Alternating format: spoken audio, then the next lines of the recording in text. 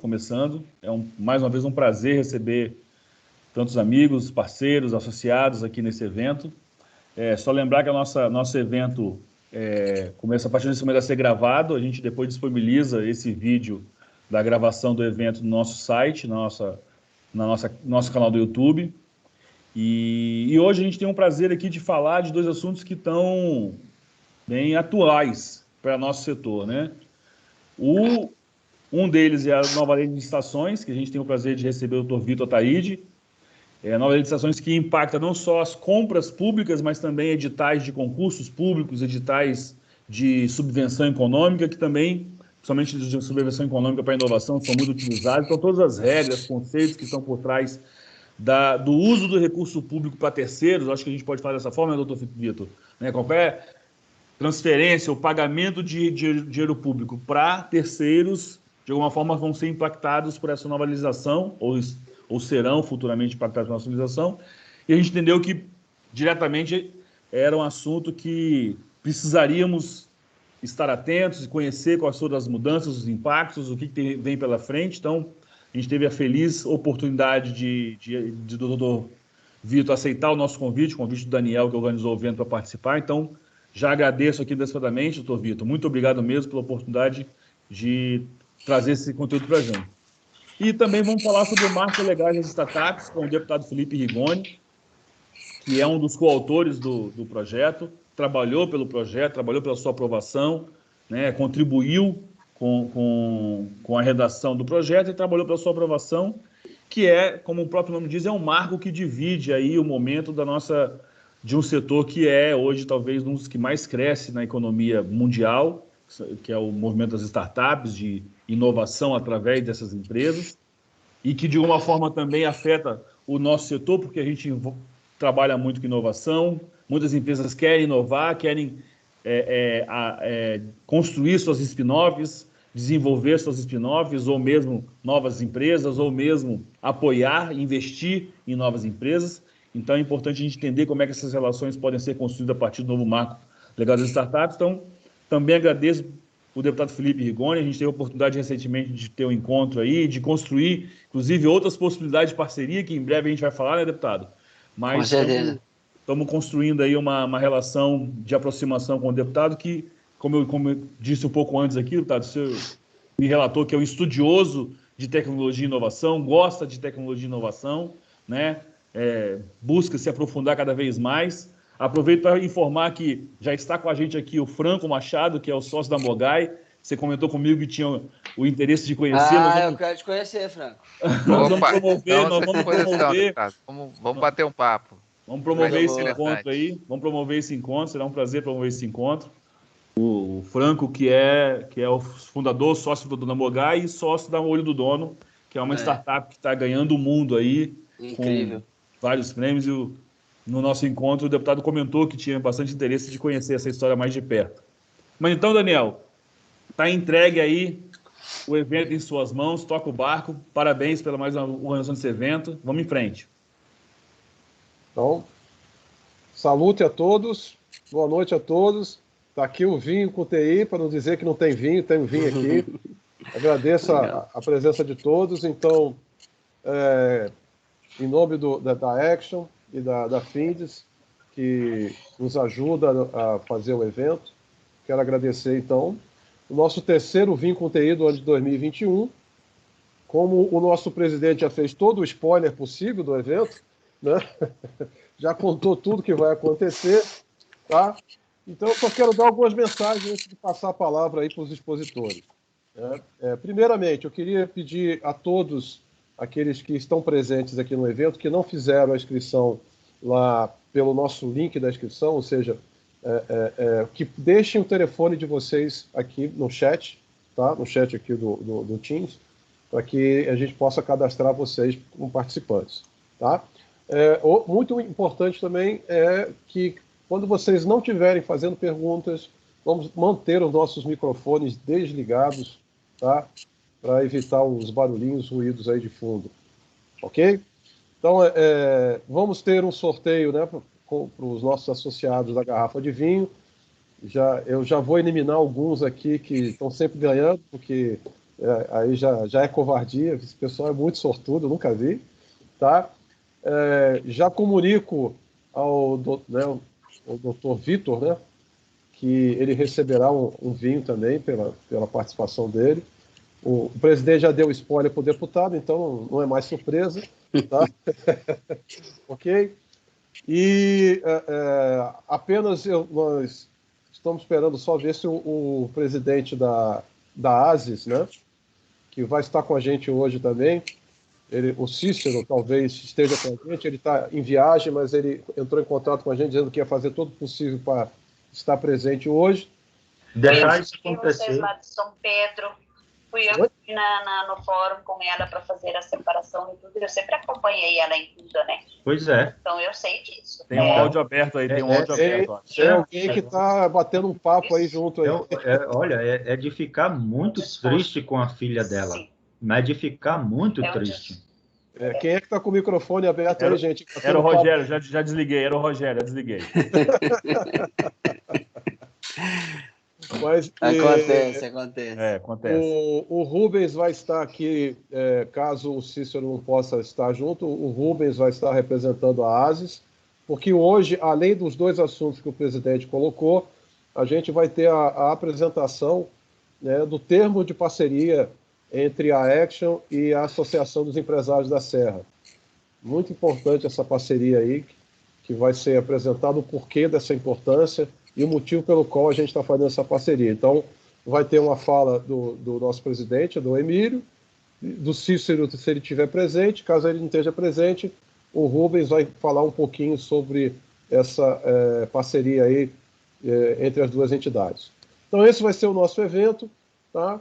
Então, a gente vai começar com a primeira palestra da noite, que é sobre o marco legal das startups, tá? Então, o nosso expositor é o deputado federal,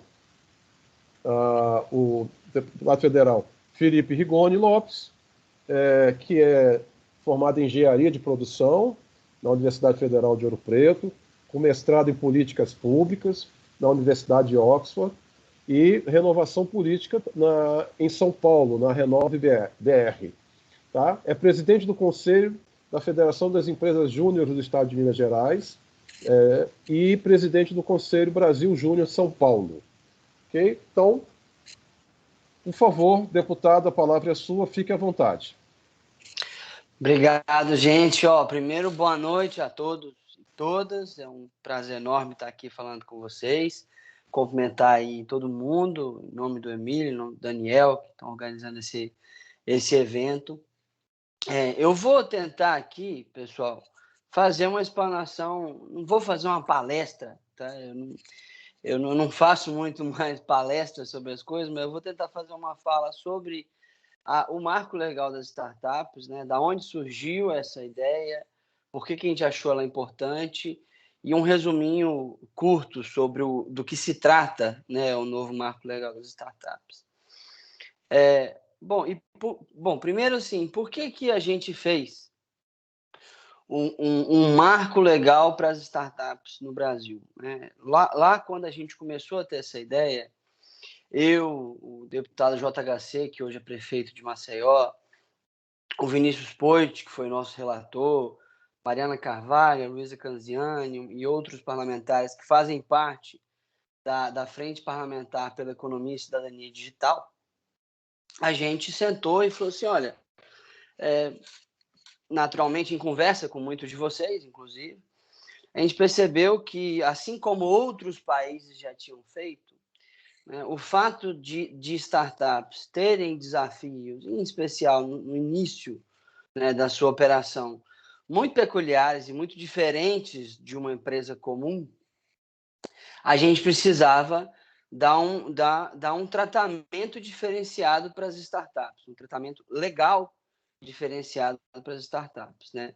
Primeiro, para clarificar alguns conceitos que existe no mundo das startups, que a legislação não compreendia, a legislação nem sequer citava esses conceitos.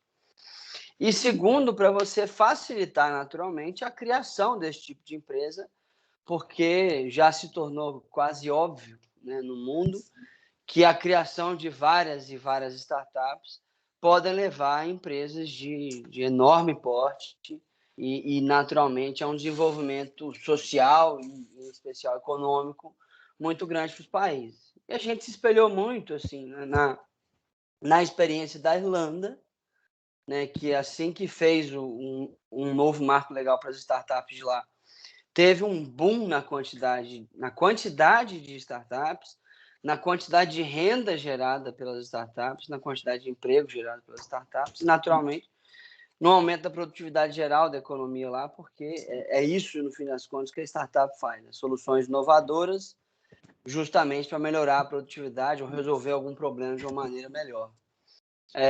Óbvio que tudo isso que eu estou falando é óbvio para vocês, mas é importante dizer de onde saiu, né, o contexto. A Itália também fez algo parecido e outros países estão fazendo.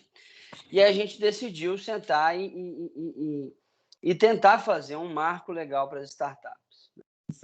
A primeira coisa que a gente teve que enfrentar foi assim, não seria mais fácil facilitar para todas as empresas e deixar o conceito de empresa um negócio mais fixo?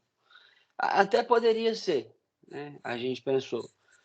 No entanto, os desafios enfrentados por uma startup, até por conta do fato de que ela depende, ela vive do experimentalismo, ela vive de testagem de inúmeras soluções diferentes, esses desafios são muito, muito peculiares, né? E aí, mesmo se a gente tivesse um ambiente de negócio muito facilitado, mesmo se fosse super simples abrir, manter e fechar uma empresa no Brasil, a gente ainda precisaria de um marco legal para as startups, como a Irlanda precisou, e a Irlanda tem um ambiente de negócio muito legal, justamente por conta desses desafios que têm a ver, em especial, com o fator testagem, né? A startup o tempo todo está testando coisas novas, soluções nunca nem pensadas pelas regulações, nunca nem pensadas pelas autoridades, e era importante a gente colocar esse marco legal para facilitar a vida de quem está numa startup, de quem quer montar uma startup, de quem quer trabalhar numa startup, né? E foi daí, basicamente, que saiu essa ideia. E a gente foi assim, juntou todo mundo da frente. A frente tem um instituto que nos apoia. A gente, né, naturalmente consultou várias pessoas do Brasil inteiro e propôs o marco legal das startups. E depois de muita luta, a gente conseguiu aprovar, né? A gente aprovou o marco legal das startups, já está sancionado, então já está em vigor. E do que ele trata, né? Eu vou focar aqui em 3 coisas que existem no novo marco legal das startups, que são de muita relevância para vocês e para o que nós estamos fazendo aqui com essa nova lei. Primeira coisa, assim, o que a gente definiu como startup? Assim, a legislação ela sempre precisa de critérios muito objetivos para você conseguir enquadrar as entidades, os entes, etc., na legislação. Então, é óbvio que é difícil você conseguir definir uma startup, né? Mas o que a gente conseguiu chegar como um consenso entre vários atores desse ecossistema?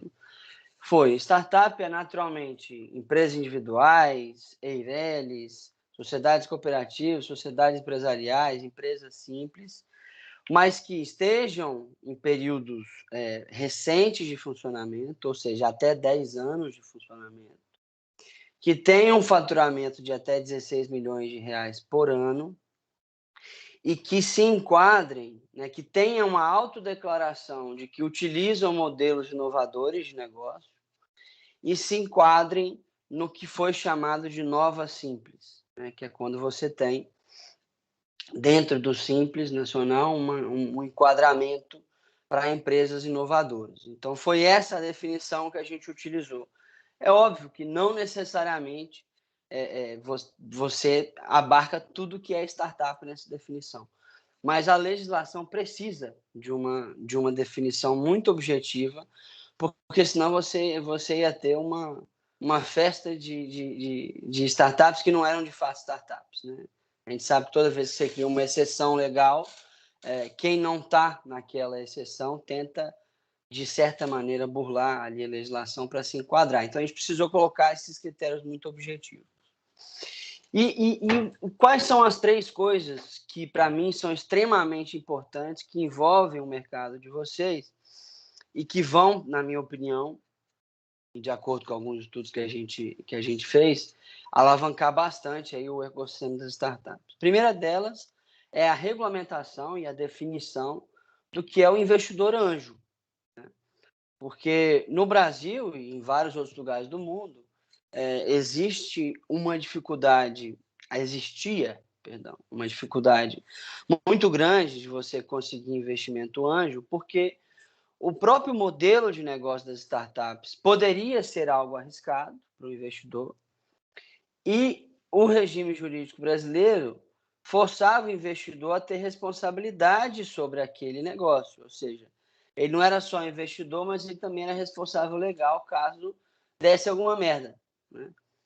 Seja trabalhista, tributária, etc. E o investidor anjo, a gente define ele como o cara que investe, mas que não é considerado sócio, que não tem poder de voto e, por consequência, não tem responsabilidade por dívidas, né? Sejam elas dívidas trabalhistas, tributárias, etc. Só essa definição vai facilitar muito a nossa vida, porque você vai ter uma quantidade muito maior agora de investidores dispostos a investir em negócios completamente disruptivos, inovadores, etc., ou seja, nas startups, né? Porque agora ele não vai ter o risco de tomar na pessoa física, né, um processo muito grande, porque ele investiu numa empresa inovadora, mas que, porventura, por alguma razão, deu errado, né? E aí tem dívida e etc. Então, só essa definição, para mim, já vai dar uma baita de uma alavancada no investimento anjo, no investimento, né, em startups em geral. A segunda questão e o segundo fator que eu acho assim, de extrema importância aqui, talvez o mais importante, é justamente a definição do sandbox regulatório, né? Porque, como vocês sabem muito melhor do que eu, as startups elas tratam de inovação, de uma mudança mudança da maneira com a qual se faz várias coisas, serviços, produtos e etc. E, naturalmente, como você mexe com modelos de negócio muito inovadores, não existe previsão regulatória para aquilo. E não tem que existir mesmo, né? Porque você está testando uma nova solução. E, por vezes, essa nova solução é completamente disruptiva. Então, você não vai encontrar uma previsão regulatória para algo que ainda não existe. A regulação ela é reativa, né? E o que a gente faz, né, no sandbox regulatório? É a permissão para que um ente público, prefeitura, governo de estado, até nacionalmente, faça uma suspensão temporária de regulações específicas para que startups testem novos modelos dentro daquele ambiente físico ou até ambiente jurídico que não seja necessariamente físico, né? Mas normalmente isso acontece em ambientes físicos. Você põe ali um bairro que vai ter um sandbox regulatório e aí você aloca ali uma série de startups que vão testar novas soluções. E eu acho isso aqui muito importante, assim, porque no fim das contas é a cultura do experimentalismo, é a cultura da testagem que vai fazer a gente criar novas e muitas e várias novas soluções para os problemas da nossa economia, né? E quem faz isso são as startups, em geral, né? Empresas de tecnologia. Então, acho que com a definição do sandbox regulatório, agora a gente pode ir em vários lugares do país, né? Eu estava um tempo atrás, assim, antes de ser sancionada, inclusive, a lei, com o pessoal de Cariacica, que já estava pensando em montar o sandbox regulatório de Cariacica para atrair startups para lá, né? Então, isso em si já vai dar também uma outra alavancagem, mas para oportunidade de trabalho, né? E não necessariamente de investimento, mas oportunidade de trabalho, de ter flexibilidade e liberdade de testar várias e novas soluções aí para o nosso mercado. E a última coisa, e aí depois dessa eu fecho, eu não quero fazer uma palestra, eu quero mais bater um papo com vocês, tem a ver justamente com o assunto do Vitor, que é as licitações. A nova lei de licitações ela já traz uma série de novos modelos que vão ajudar em empresas de inovação, mas dentro do marco legal das startups, a gente também coloca uma facilidade para que startups sejam contratadas pelo poder público, né? Então, elas vão poder ser contratadas, né, no modelo de contratação de soluções inovadoras, do MCSI. Se não estou enganado, é essa a sigla. Que é basicamente um modelo de contratação para startups. E um detalhe a mais, né? É como se fosse o que na lei de licitações está sendo chamado de diálogo competitivo, mas só com startups. Ou seja, você vai apresentar um problema para o mercado e fala, eu não tenho uma solução. Tá? Eu quero que vocês inventem uma solução para isso. E aí vão vir lá várias startups na licitação e apresentar as suas possíveis soluções e elas serão contratadas, né?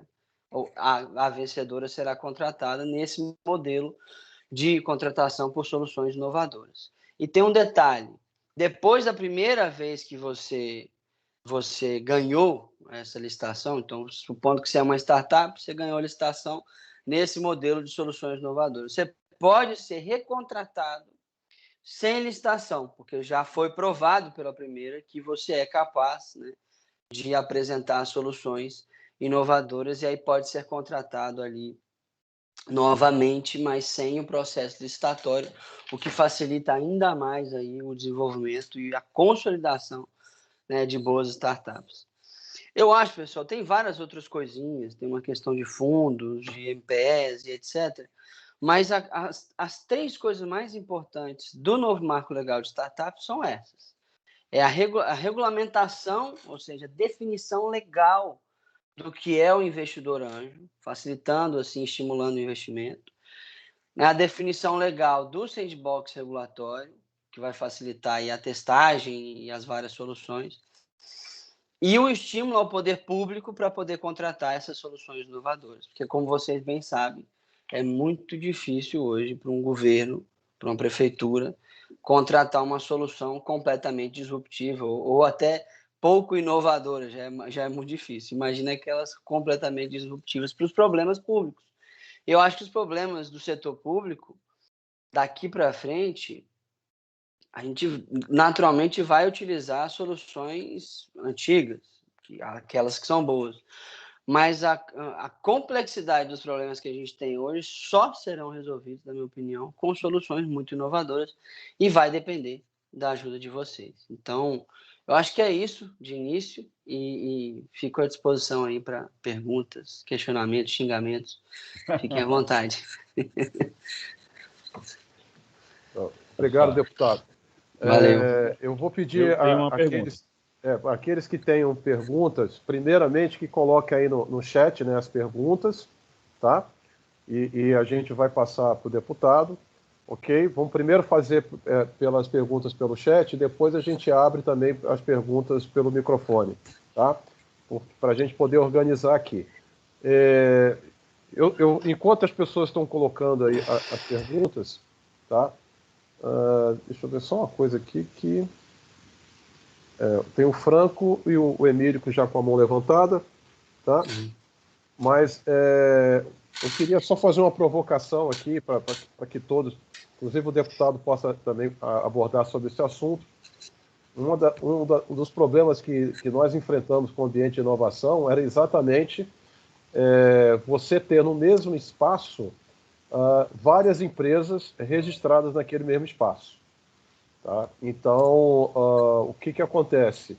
Quando são empresas prestadoras de serviço, as prefeituras conseguiam até fazer a liberação, né, de ter no mesmo local várias inscrições municipais, várias empresas com alvarás. Mas quando era uma inscrição estadual, existe um grande problema, porque a legislação não permite que no mesmo endereço tenha mais de uma empresa com ICM. Então, a questão do sandbox aí é muito importante nesse sentido. Sim, Ok? com certeza. Tá? Bom, então vamos lá. Enquanto as perguntas não estão chegando por escrito, deixa eu ver aqui. Perguntas. Eu já mandei uma aí, Daniel. Tá aqui, chegou do João. Muda algo no que se refere ao regime de tributação das empresas de startup? Cara, a gente até tentou, mas não deixou, né? Não deixar. A gente até tentou gerar uma isenção fiscal para startups. Só um minutinho, gente. Estão me ligando aqui, eu tenho que desligar. Aí. Vocês estão me vendo, né? Perfeito. Uhum. Tá. A gente até tentou, passou na Câmara, mas aí lá no Senado o governo foi lá e tirou de nós. Que eles não quiseram, não. Assim, tinha uma fundamentação até que faz sentido, assim, porque já é um risco, assim, porque você não consegue definir com clareza exatamente o que é uma startup. Né? Porque tem startup que fatura mais de 16 milhões de reais e é startup. Né? Tem startup, tem empresa que tem menos de 10 anos e não é mais startup. Assim. Mas a gente tinha que colocar uma definição. E aí, por você ter esse tipo de abertura, se você cria uma isenção fiscal ainda, né, uma facilitação do regime tributário, você criaria ainda mais um estímulo de fatiamento de empresas, que é os problemas que a gente tem no Brasil quando você tem vários regimes tributários diferentes. Agora, vale startup, que são empresas do Simples, vale startup sociedades cooperativas, vale startup EIRELI, vale startup empresa individual. Então, assim, essas empresas já têm um certo tratamento melhorado, que também poderão ser enquadradas como startup, tá? Mas no marco legal a gente não conseguiu, não. Tá. Franco, faça a tua pergunta aí, Franco. Tá desligado o seu microfone. Testando, tá me ouvindo? Agora. Sim. Sim. Joia. Deputado, aqui na Mogai a gente trabalha muito busca sempre trabalhar com indústria, muitas vezes na modalidade de inovação aberta, né? Uhum. Só para esclarecer para quem não conhece, né, a inovação aberta, a empresa normalmente de maior porte, ela chama não só uma startup, mas às vezes até empresas de tecnologia mesmo, para desenvolver alguma solução para um problema da empresa. É muito comum esse problema ser um problema do setor, né? Por exemplo, mineração, a Vale chama para resolver um problema dela, que é problema de diversas outras mineradoras, se não todas as mineradoras, né? E acontece que assim, é comum a empresa usar algum recurso de renúncia fiscal, tipo lei do bem, empresas de tecnologia usam lei da informática, ou empresas de energia e petróleo usam recursos onde elas são obrigadas por lei a investir uma parte do que elas faturam lá em inovação, né, ou pesquisa. Sim. E é comum, às vezes, eu acho que, assim, como você bem falou, a startup, ela traz, tem um potencial de gerar riqueza para a sociedade muito grande, né? E quando você usa um recurso proveniente de renúncia fiscal, ou seja, a empresa deveria pagar aquilo como imposto para o dinheiro reverter para a sociedade. Me parece um contrassenso, nesses casos, da empresa exigir que a propriedade intelectual seja dela, porque a startup poderia vender essa tecnologia para outras empresas, concorrentes da empresa que está contratando mesmo, né?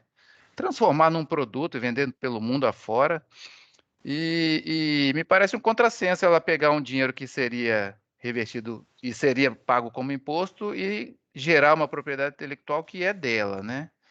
Assim, e eu nunca vi ninguém debatendo isso, né? E é uma filigrana, isso é um detalhezinho, assim, eu nunca vi ninguém nem debatendo nenhum esse tema. E eu queria chamar a atenção, assim, né? Não sei se você já pensou nisso, mas eu acho que é algo que deva ser combatido, entendeu? Se a empresa está usando um recurso que ela é obrigada a investir, ou se é renúncia fiscal, para mim a propriedade intelectual deveria ficar com a startup ou a empresa para ela vender para quem ela quisesse depois disso. O que o senhor acha? Eu nunca tinha pensado sobre isso. Então não sei o que eu acho ainda, mas é uma ideia interessante. E assim, a lei do bem, por exemplo, ela dá um pedaço de isenção, né? Ela não dá a isenção por completo. Sim. Vamos supor, não é necessariamente essa a proporção, mas vamos supor que a empresa investe 3 e eu isento 1, para estimular ela de investir em P&D, né? em inovação e etc. Então, você poderia ter, o que eu estou pensando aqui de baixo pronto, tá? Claro. Você poderia ter um questionamento até jurídico, que no caso da lei do bem, a lei da informática eu não conheço tão a fundo, mas no caso da lei do bem, você teria o investimento majoritário da empresa, mesmo que tenha tido uma isenção fiscal. Entendi. E os das empresas obrigatórias, que é o caso de energia, aí Petróleo talvez seja também, mais né? fácil porque elas são elas trabalham com concessão, né? A maioria delas, especialmente as distribuidoras e tal. As de petróleo, bom, eu não sei como é que seria essa questão jurídica, mas eu gosto da ideia, porque você teria uma startup nova surgindo para conseguir vender para quem quiser, né? Não sei se você enfrenta esse problema. Sim, na sim. Mogai, A gente tá, é um dos problemas, né? A gente trabalha, a gente, por exemplo, ganhou agora um projeto com a Petrobras. Eu já ouvi pessoas da Petrobras falando que são contra a Petrobras ter essa propriedade intelectual, que isso dá mais trabalho do que retorno para eles. É uma tecnologia de inspeção, no nosso caso, de inspeção de corrosão, que assim, não é core business da Petrobras desenvolver tecnologia para inspecionar corrosão. Ela é cliente, né? Ela não vai ser fornecedora dessa tecnologia no mercado. Então, para que a Petrobras exigir uma parte da propriedade intelectual se ela não...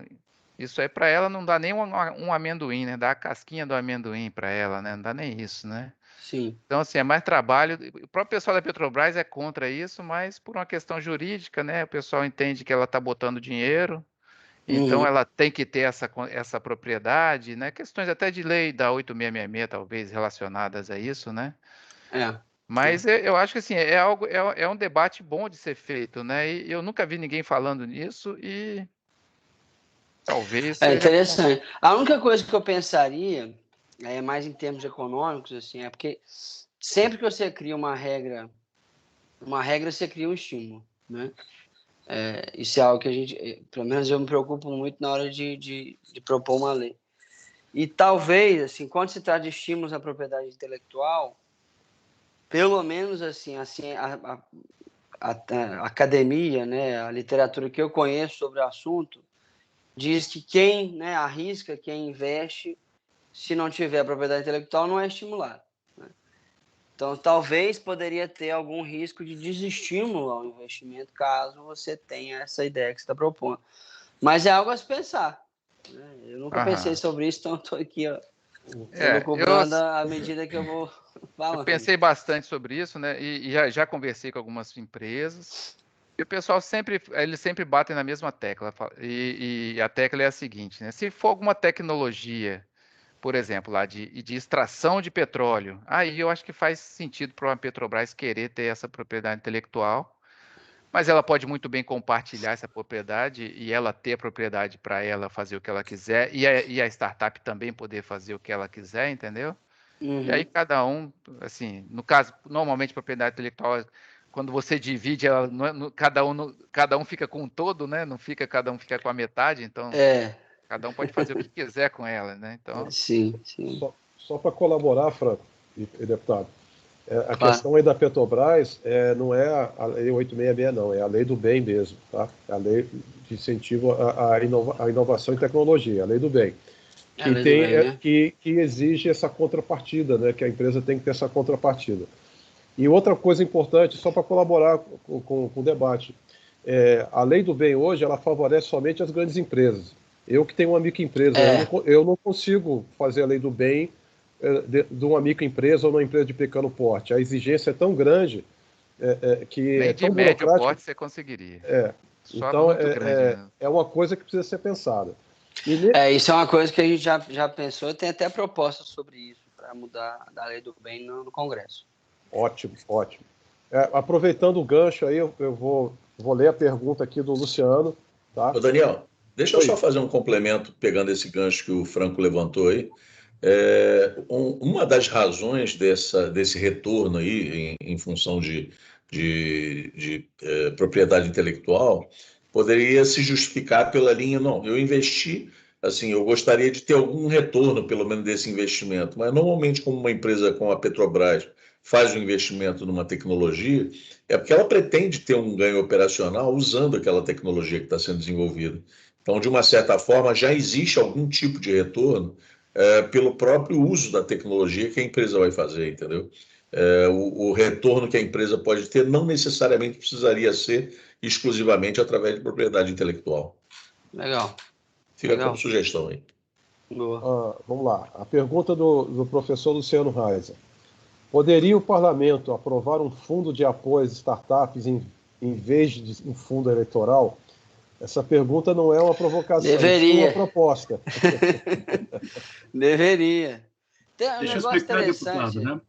Claro, deixa eu explicar, assim, na verdade, não é uma provocação de maneira alguma, a gente conhece muito o seu trabalho, tem respeito por ele, suas posições, pela coerência, mas, assim, quando a gente fala em investimento em ciência, tecnologia e inovação, não fala em startups, é algo de muito risco. Muda fora, a cada 10 projetos, 8 né, vão dar errado. Naturalmente, gera aprendizado para que possa ter isso na frente, mas os outros 2 compensam, pelo menos assim que se pensa, né? Então, isso requer recurso, requer condição de poder investir. E no Brasil, o custo, o dinheiro é muito alto. Né? A gente vê mecanismos, né, mundo afora, de incentivo à ciência, tecnologia, inovação e financiamento de empresas em condições muito mais atrativas. Né? E aí, quando a gente vê esse debate aí do orçamento, sabe que não é fácil mexer com isso, e ver uma proposta sendo, né, encaminhada e aprovada, né, de multiplicar por 3 uma verba para fundo eleitoral, a gente sabe que a democracia tem o seu custo, sabe disso, né? Para me permitir. Mas não é tanto. Não é tanto. Então não caberia, pelo menos, não é tanto. Vou falar o seguinte, minha proposta, não caberia um bilhãozinho desse para um fundo para apoiar as inovações? Eu acho que caberia, com certeza. Eu sou um dos caras mais contra esse fundão aí que está aparecendo, até mandado de segurança a gente propôs no STF já. Ótimo. Porque não é assim, é um absurdo esse negócio que está acontecendo, não tem condição nenhuma, assim. Os caras no meio da pandemia, nem precisando de auxílio emergencial, eles precisam de investir em tanto lugar, que é 3,7 bi a mais para o fundo, não é possível. Assim, não tem muito que a gente possa fazer, porque a maioria é grande a favor, mas o que a gente pode fazer para combater isso, a gente está fazendo. Agora, voltando à questão do fundo de inovação, assim, esse é o conceito do fundo soberano, basicamente, aqui do Estado, né? Acho que foi bem montado, teve uma luta danada para conseguir fazer daquele jeito. As grandes dificuldades, assim, no Brasil, quando você trata assim, vamos criar um fundo para investir não sei o que, tal.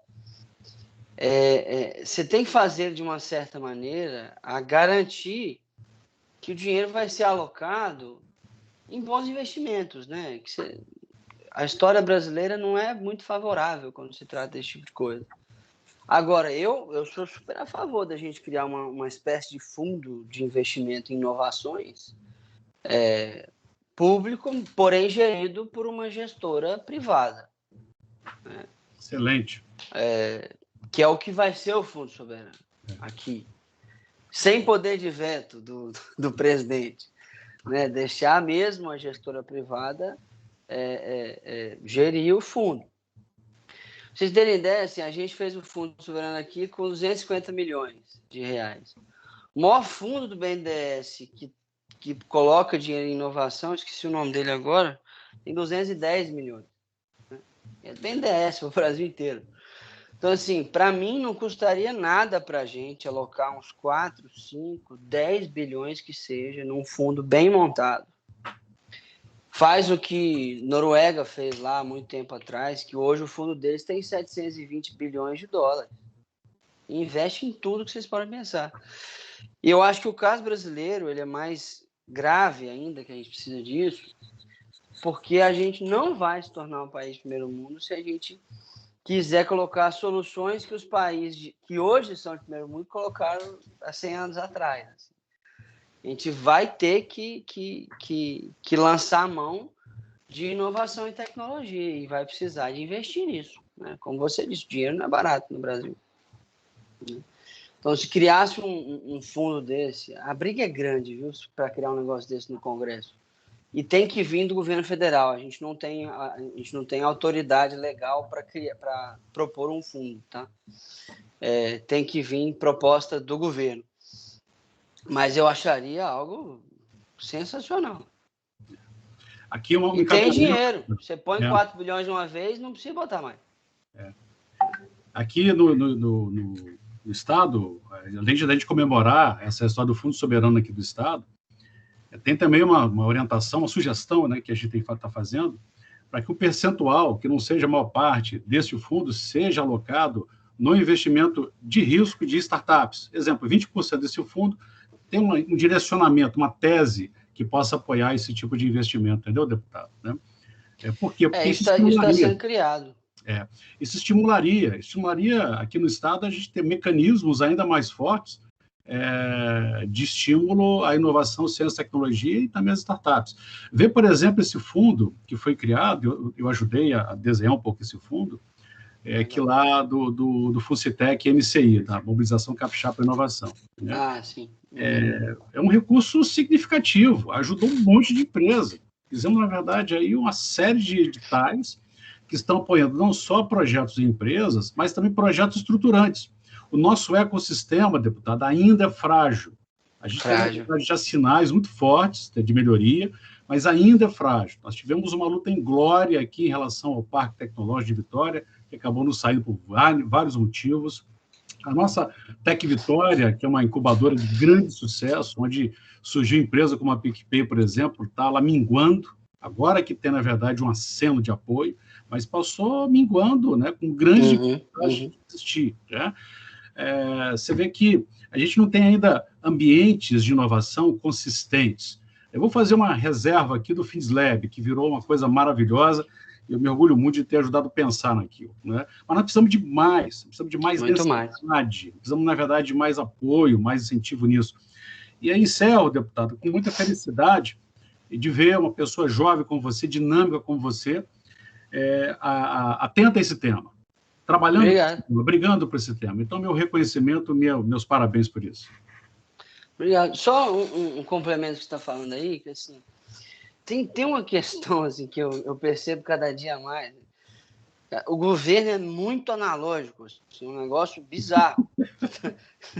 Então, assim, é muito difícil botar na cabeça da maioria hoje ainda, de quem está no governo, não estou falando só de governador, o prefeito, não. É o aparato estatal como um todo. Né? Ele é tão analógico que tem dificuldade até de conceber o que é os conceitos. Né?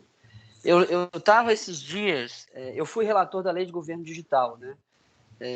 E aí eu estava tratando sobre isso há um tempo atrás, com uma das empresas que faz isso, né, tem serviço de digitalização de governo e tal. Aí estava contando assim, que de vez em quando eles iam em prefeitura para falar sobre nuvem, né? E a galera olhava para cima para entender o que é. Que não compreendia, entendeu? Isso é sério, assim, eles contaram um caso muito engraçado, no interior do Mato Grosso, que a pessoa literalmente olhou para cima para entender de que nuvem que ele estava falando. Então, assim, é muito analógico. E uma coisa, eu até falei sobre isso com o Emílio, no almoço que a gente teve esses dias. Uma coisa que a gente tem que tratar assim, muito rápido no Brasil. Se a gente quiser alavancar esse mercado de startups, além de tudo isso que nós estamos falando aqui, nós vamos ter que digitalizar o governo. Porque senão não vai andar na velocidade que a gente gostaria. Né? Você pega a Inglaterra. A Inglaterra passou por um processo de digitalização brutal assim, do governo, quando Londres digitalizou a prefeitura e abriu, né, os dados que são passíveis de serem abertos, você teve uma criação assim, de milhares de startups, eu nem lembro quantas mil. E justamente porque você tem uma facilidade ali de dados, etc. Então, assim, tem um processo ainda para acontecer, digitalização do governo, tem esse processo da questão do dinheiro e tem um processo de gente, né? O assunto do meu almoço com o Emílio foi esse. Falta gente ainda no Brasil para alavancar esse mercado de fato, gente capacitada, né, em tecnologia. Então, acho que ainda é aí que o poder público pode ajudar. Porque quem faz a coisa mesmo são vocês. Mas o poder público ele pode ajudar facilitando o acesso a financiamento, facilitando o acesso a gente capacitada e se digitalizando, né, ele mesmo. Então, acho que só complementando um pouquinho o que você está falando aí, que aí cria esses espaços, fichas web, etc., eles acabam surgindo mais naturalmente, não vai ser essa luta toda que foi. Vamos seguir aqui então com as perguntas. O Felipe Wolff fez uma colocação e depois fez uma pergunta. É um avanço incrível, sem dúvidas. Um ponto bem importante é a regulação das relações de trabalho, especialmente quando se fala em stock option. Esse assunto é bem sensível, inclusive judicialmente, e merece uma reflexão. Daí pergunto, existe algum panorama de regulação das relações de trabalho com as startups? Existe. Eu não vou conseguir te dar os detalhes aqui, mas tem algo disso aí na lei, que isso aí foi um negócio bem complicado, assim, quando a gente tratou da questão de stock option. O governo foi contra, deu um pau da porra, assim. Desculpa aí. Desculpa o xingamento. O senhor está livre. O senhor tem liberdade de fala. Pode... deu um pau danado. Esse é o espírito da coisa. Deu um pau danado esse negócio de stock option lá quando a gente botou. Então, assim, essa foi uma das coisas que a gente não conseguiu passar da maneira que a gente gostaria. Mas ficou algo das relações de trabalho. Porque, de fato, você não vai fazer uma startup com um cara trabalhando 8 horas por dia. É um negócio meio mais brabo. Então, tem algo disso aí, eu não estou conseguindo lembrar agora. Mas tem algo disso na lei.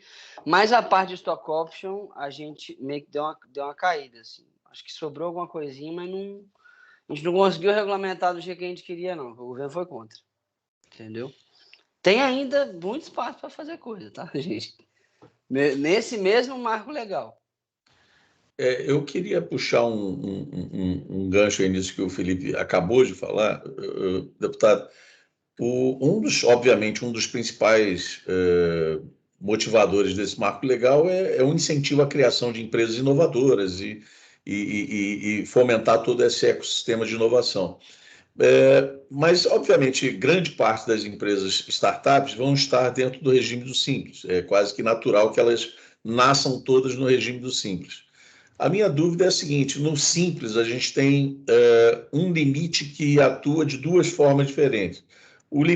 O primeiro deles é o tributário, ou seja, uma empresa ela é micro até um determinado faturamento e EPP até outro, e a partir daí ela sai do Simples.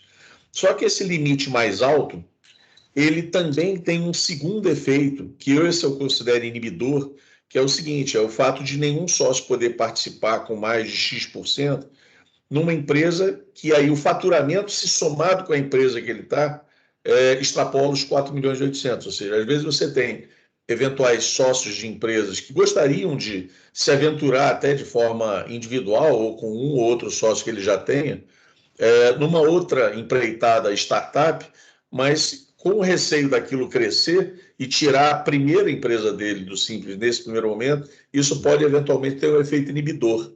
Quer dizer, poderia-se talvez pensar numa dissociação desse segundo efeito do primeiro. O primeiro, ok, o governo estabeleceu esse limite, é uma questão tributária, é uma questão que tem a ver com a Receita Federal. O outro limite tem mais a ver, eu acho que a outra ação eu acho que tem mais a ver com a área comportamental, que talvez fosse uma questão na década de 90, mas eu não sei se em 2020, na década de 20 agora desse século, ela ainda é tão temida como era na década de 90. Fica como sugestão para vocês refletirem se no futuro Sim. vocês tiverem essa Não, chance. eu acho bem importante isso aí, especialmente quando se trata de startup, né? Exatamente. A gente está Isso. tratando dessa questão. O problema, assim, isso existe. Eu enfrentei isso com meu pai. A gente tem uma empresa junto, eu tive que sair, porque quando eu criei outra um tempo atrás, eu tive que sair com ele, porque eu não podia ter duas, senão ia extrapolar o faturamento. Agora, o problema disso aí é uma espécie de solução para um fenômeno que acontece no Brasil, acontece muito, que é a simplesização das empresas. Isso aí. Né? É tipo a pejotização do trabalhador, mas na empresa. E como você tem o simples, você está cheio de empresa média que se fatiou em várias empresas simples, até 4.800. E aí você tem um problema, né? Problema de produtividade, em primeiro lugar, porque é uma complicação danada para fazer isso. E um problema tributário também. Então, essa foi a única solução que encontraram até agora para resolver essa questão. Eu acho uma solução ruim, mas foi a que encontraram para, entre aspas, mitigar esse fenômeno. Para mim, a solução, de fato, é uma reforma tributária decente, né? Sim. Se fizer isso, você não vai precisar mais de tornar a sua empresa 10 empresas do Simples. Criar esse artifício. Isso aí. Se a gente conseguir agora, na reforma tributária, melhorar isso, eu acho que fica mais fácil até de mudar isso aí. Mas eu acho que para o caso das startups é ainda mais importante, né? Porque às vezes o cara tem vários, investe um monte e tal.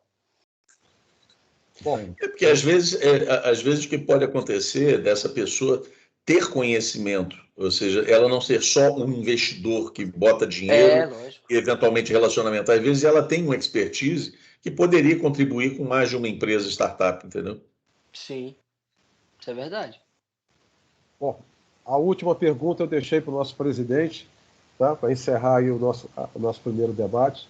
Presidente, você. Legal. Deputado, eu fiquei curioso sobre o processo que você comentou no início da sua fala, de pesquisa em outros países, né, de um instituto que apoiou vocês também na análise dos caminhos que podiam ser seguidos. E a minha dúvida consiste no seguinte: na sua avaliação, o que a gente conseguiu implementar no Brasil que é pouco visto em outros países, ou seja, o que foi uma inovação nossa no marco legal das startups, e o que você viu que deveria ter sido colocado, até você já citou alguns casos aqui, mas de muito mais relevante, o que você entende que deveria ser colocado, mas ficou de fora? Então, assim, o que a gente fez a mais do que foi visto por aí, e foi uma inovação, e o que você acha que deveria ter entrado e não entrou, para a gente evoluir mais nesse momento? Rapaz, o que a gente fez a mais vai ser difícil de responder, viu? Porque esses caras fizeram tanta coisa, bicho. Assim, o que os caras fazem na China com startup, na Irlanda, é um negócio bizarro. É muito estímulo mesmo. Então, assim, eu não consigo te precisar agora se a gente fez algo que é muito diferente. Uhum. As duas coisas que eu acho que deveríamos ter conseguido fazer e não conseguimos foi o pagamento por stock option, e não deu, e a isenção tributária. Uma isenção tributáriazinha a mais ali para startups. Assim. A Irlanda fez uma isenção que eu até acho arriscada, assim, foi muito. Eles quase isentaram tudo de imposto das startups, para criar um monte mesmo, né? E criou. Se eu não estou enganado, a Irlanda tem uma taxa de nascimento de startups que é um negócio absurdo, assim. Já a China, ela tem uma taxa de criação de unicórnios que é outro absurdo. É uma a cada 4, 5 dias. É um negócio muito doido. E isso é através desse tipo de estímulo, assim. Agora, o que eles mais fizeram, para além do marco legal, o sandbox, etc., é o que a gente estava falando aqui antes, é a facilitação de investimento, Você tem que facilitar quem quer investir nesse tipo de negócio e gente preparada para ser absorvida por esse mercado, que é aquele nosso assunto, né, Emílio? A China, por exemplo, o que ela faz com a preparação de jovens para a tecnologia é um negócio de louco. Eles imergem os caras em meio que camps assim, de tecnologia, e os caras saem programados. Negócio doido. Então, assim, vamos ter que investir nisso. Eu acho que assim, temos um caminho muito grande pela frente. Esse caminho passa por investimento, esse caminho passa por gente, preparação, né? Mão de obra qualificada. E esse caminho passa, e é uma coisa que eu tenho insistido muito, tanto lá no governo federal quanto aqui no estado, passa pelo próprio governo se digitalizar. Porque só isso acontecendo já vai alavancar muito a criação de novas empresas pelos próprios dados que o poder público detém. Né? Acho que é isso. Legal. Mas o que a gente fez a mais, eu vou ficar te devendo. Mas assim, o que a gente conclui é que é claro que a gente tem muito que comemorar com esse marco. Tem. A gente sai de uma situação quase que de Idade Média nessas relações. Né? A gente tem uma relação para empresas tradicionais que é anacrônica e que, se você ainda se relacionar dessa mesma forma com empresas startups que precisam testar rápido, que precisam se mobilizar rápido e começar e fechar, se for o caso, aí sim é impossível de se relacionar. Então o marco é um avanço fenomenal no que a gente tem hoje. Mas fica também a mensagem de que temos um caminho longo ainda se a gente está falando de competitividade com outros países, né? Exatamente. Só uma provocação, deputado. Escalar na China é muito fácil, né? Lógico. Quero ver escalar aqui no Espírito Santo com 2%. Com 4 milhões de habitantes. É um país amigo dentro do planeta Terra. Escala lá. Escalar lá é muito fácil. Escala lá é mato. Qualquer produtozinho é 1 bilhão de consumidor, é fácil. Bom, deputado, a gente agradece a sua participação, tá? E a gente já antecipa aí que o senhor estará convidado para os próximos eventos que a Asha quiser. Obrigado. É um parceiro nosso aqui constante. Tá? Com certeza. Contem comigo, viu, gente? Muito importante o que vocês fazem. E contem comigo aí para ajudar nessa luta. Ótimo. Obrigado demais, Felipe. Obrigado mesmo. A gente vai se falando. Obrigado. Valeu, queridos. Antes da gente passar para a nova palestra, nós vamos fazer o nosso sorteio, tá? Sorteio de 5 garrafas de vinho para os nossos associados.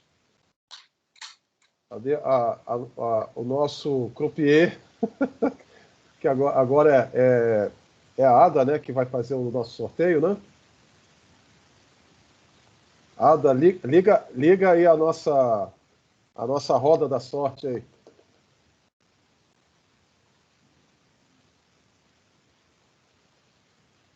Ada?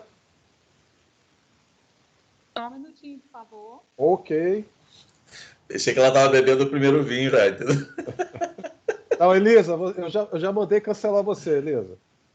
Você tá fora já.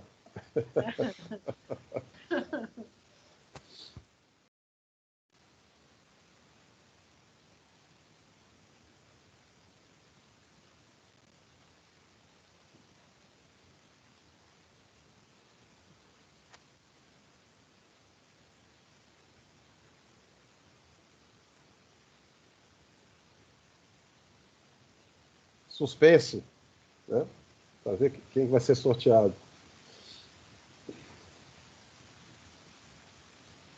Suspende um pouquinho aí. Vamos lá.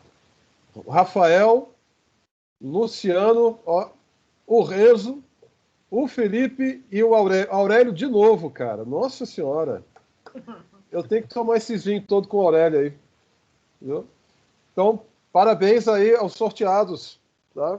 Vão receber as garrafinhas de vinho em casa, mais o deputado também. Ok? Parabéns. Vamos. Já paguei minha anuidade, hein? Com certeza. Para aqueles que ainda não tomaram esse vinho, vocês vão gostar muito do vinho. Tá? Vamos então partir para a nossa segunda etapa, a nova lei das licitações. Tá? Nós vamos convidar então o Dr. Vitor Ataíde Silva.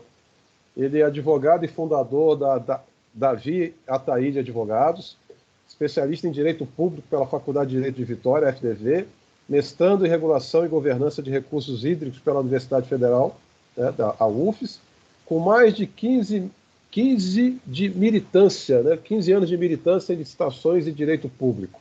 Então, Vitor, a palavra é sua, pode comandar o show. Pessoal, boa noite. Agradecer a oportunidade aí de falar com a plateia tão seleta, tão esclarecida, tão qualificada, suceder o deputado aqui, que assim, tem uma visão fantástica do papel do poder público, etc. É até uma missão complicada, né? O meu tema é falar de licitação, falar de juridiquês, falar em juridiquês de formalidade, talvez eu não vou ter o sucesso que o deputado teve, mas eu vou tentar fazer um panorama de como é o regime jurídico e como é o regime jurídico das contratações públicas e o que mudou de forma mais marcante com a nova lei de licitações, notadamente voltado para a área de TI. Né? Então, vou compartilhar aqui uma apresentação.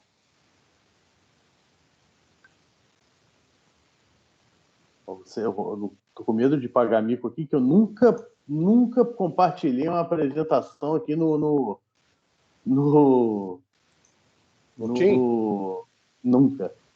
Então, pandemia aí não, Ataíde? Foi. Tá aí. Não, o Team, no Google Meeting e no Zoom, sim, mas no Teams, não. Vamos lá. Então, primeira coisa que causa impacto aí em relação à terminologia. No governo federal, nós temos essa Instrução Normativa 01 de 2019, que ela define o que é TI. Na verdade, ela chama de TIC. Né? Então, por que é importante ter um instrumento que define o que é TI para o direito? Porque essa instrução normativa ela define padrões como deve se proceder às contratações de bens e serviços relacionados a esse segmento de mercado. Né? Então, por exemplo, ela define que é vedada a contratação de mais de uma solução TIC em um único contrato. Tá, mas Vitor, por que eu preciso saber disso? Na verdade, a instrução normativa ela é do Ministério da Economia, né, relativa à União, e ela determina as balizas de como a União vai preparar os seus editais para contratação. Mas vocês, enquanto interessados em participar de licitações, às vezes precisam saber o que está nessa instrução normativa para impugnar um edital e etc. Ou o advogado de vocês, no caso. Né? Então, é importante dizer que no mundo jurídico, quem traz a definição do que é TI e quem traz as balizas de como as contratações vão ocorrer é essa instrução normativa do Ministério da Economia. E aí, como que é o mercado? Né? Esse é o tamanho do mercado em âmbito federal para os três poderes de janeiro de 2018 até de janeiro de 2019. Como que foi feita, como que a União, o Poder Judiciário Federal e o Poder Legislativo Federal, como que ela contratou, e quanto que ela contratou e o que ela comprou. Né? Então, esse é o tamanho do mercado em escala federal. A gente não está falando aqui dos demais entes federativos. A gente não está falando nem de município nem de estado. Então, vocês veem aí que é um É um volume expressivo de movimentação financeira, 2 bilhões, 541 milhões e cerca, né? Então, realmente é um mercado que tem a sua importância. Hoje, quem vigora, né? Na verdade, tanto a nova lei de licitações, né, a 14.133 de 2021, quanto a lei 8.666 e a lei de pregão, elas vigoram, né? Então, mas vamos pensar antes de 1º de abril. 1º de abril não é só o dia do tolo, o dia da mentira, não. Também é o dia de publicação da lei 14.133. Então, se a gente pensar antes dessa data, 2021, as contratações do setor público em relação à licitação, em relação a TI, tenderiam a ser mais pela via do pregão e registro de preço. Aqui tem um fluxo, depois a gente disponibiliza essa palestra para vocês, porque eu acho que no objetivo sair especialista de licitação, mas só uma amostragem de como que era feita a contratação no cenário da 8666. Né? Então, depois, quem tiver interesse, a gente pode mandar essa apresentação. O que acontece hoje, depois da publicação da 14.133? Nós temos um regime jurídico híbrido, um regime jurídico de transição. Né?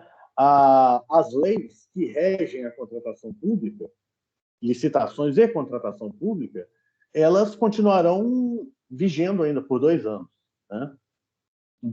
Até 1º de abril de 2023.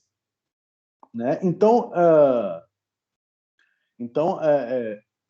se o Estado, se os municípios, a União forem fazer uma licitação, elas têm que escolher o regime que elas vão seguir. Se é das leis antigas ou se é da nova lei. Tem que estar expresso no edital. E não pode misturar os 2 regimes. Então, isso ainda vai acontecer por algum tempo. Né? É importante também dizer que essa lei, a nova lei, ela não se aplica a empresas públicas e a sociedades de economia mista. Né? E aí, Petrobras, Caixa Econômica, empresa pública, tá? Cesan. Então, essa norma não se aplica a ela. Então, é importante deixar claro aí, elas têm um regramento próprio.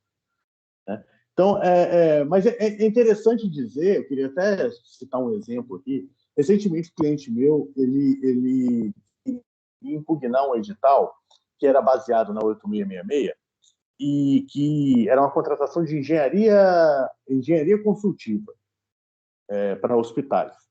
E aí, o tipo de contratação seria só menor preço, né? O tipo de contratação pode ser técnica e preço, enfim. Tem tipos de critério de julgamento que o edital prevê. Né? Só que, quando é só menor preço, muitas das vezes não se contrata o melhor serviço, às vezes o contratado nem vai conseguir atingir o objeto contratado, só por conta de preço. Precisa ter uma pontuação para o licitante que consegue demonstrar uma experiência. Só que o edital era na 8666, que deixa essa questão da escolha do critério de julgamento meio subjetivo. Né? Enquanto a nova lei, a 14.133, ela é mais objetiva em relação a isso, sobre a necessidade de se contratar com técnica, se valendo da técnica, se valendo de pontuação. Vitor, como é que a gente vai puxar a lei para questionar um edital que é baseado na 8666?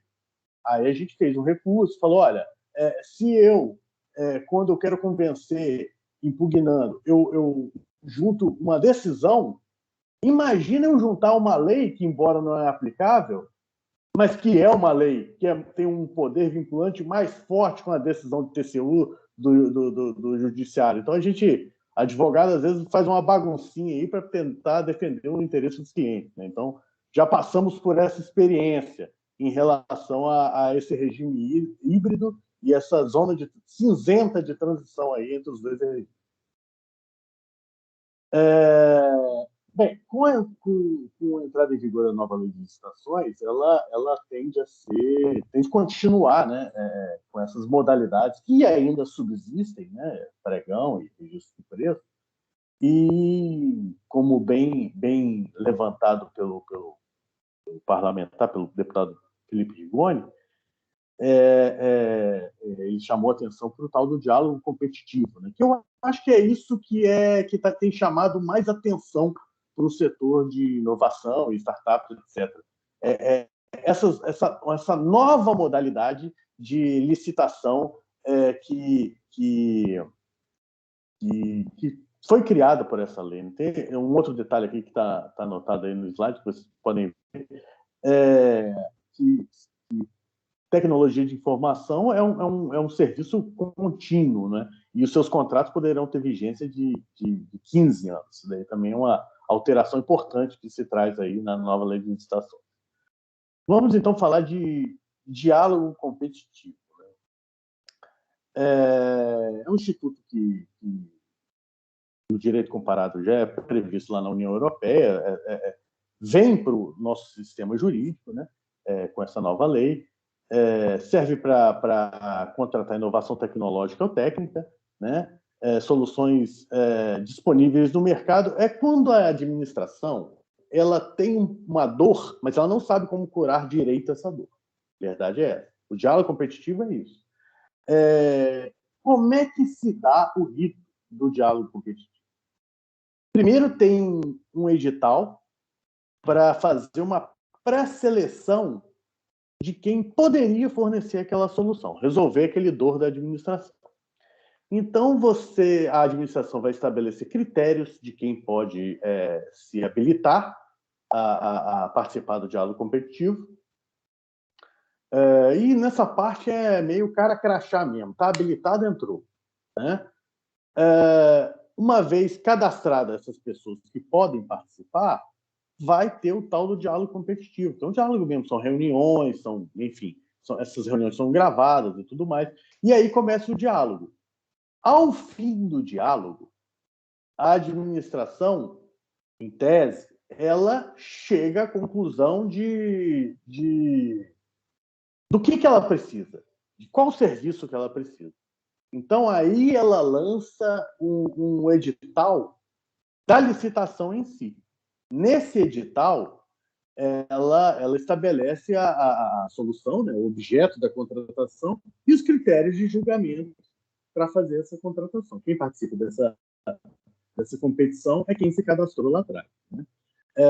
E aí a lei determina a criação de uma comissão específica para essa contratação. Recentemente, essa portaria aqui criou a primeira comissão para essa contratação no âmbito federal, né? Para esse diálogo competitivo 01, que visará a contratação de solução para desenvolvimento de medidas sustentáveis de eficiência energética dos prédios situados na esplanada dos ministérios. Então, assim, é o primeiro que vai acontecer, né? Depois vai completar agora 4 meses da licitação daqui a algumas semanas. E aí, isso gera alguma dúvida, algum debate no mundo jurídico, a diferença entre essa modalidade de licitação, diálogo competitivo e o tal do procedimento de manifestação de interesse, que está previsto na lei, mas já existia desde antes.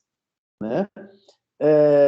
São institutos que guardam uma certa semelhança, porque é uma forma da administração pública se aproximar do mundo privado, do particular, né? Para resolver problemas que ela, eventualmente, saiba que tem, mas não sabe exatamente como resolver. Né? E nesse ponto, o PMI e o diálogo competitivo são semelhantes, nessa aproximação com o mundo privado. Mas eles são distintos porque, enquanto o diálogo competitivo é uma modalidade de licitação, o PMI não é. Ele é só um procedimento auxiliar prévio a uma licitação. Vamos citar um exemplo aqui. pode ser instaurado um PMI para que se obtenha projetos para resolver determinado problema. Não necessariamente quem apresentar o projeto vai ser remunerado por esse projeto. Esse projeto só pode vir a ser remunerado se depois ele for utilizado numa futura licitação e um privado que ganhar essa licitação vai remunerar o projeto, vai ter que remunerar esse projeto. Então, há esse custo de se fazer o projeto, né? Mas não necessariamente vai haver uma remuneração por esse projeto.